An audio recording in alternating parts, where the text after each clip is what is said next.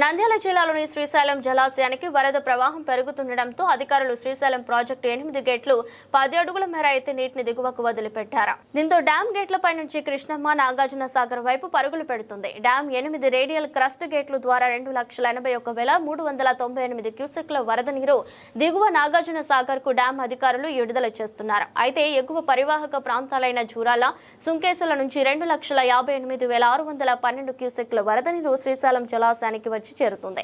దీంతో వరద ఉధృతి కొనసాగుతుండటంతో జలాశయం 8 గేట్లు 10 అడుగుల మేర ఎత్తి దిగువకు నీటిని విడుదల చేస్తున్నారు.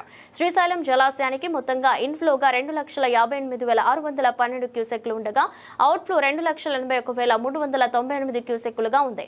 శ్రీశైలం జలాశయం పూర్తిస్థాయి నీటి మట్టం 885 అడుగులు కాగా ప్రస్తుతం 882.80 అడుగులుగా ఉంది. పూర్తిస్థాయి నీటి నిల్వ సామర్థ్యం 215 టీఎంసీలు కాగా ప్రస్తుతం 202 టీఎంసీలుగా నమోదైంది. శ్రీశైలంలోని కుడి ఎడమగట్టు జల విద్యుత్ కేంద్రాలలో విద్యుత్ ఉత్పత్తి పూర్తి స్థాయిలో కొనసాగుతుంది.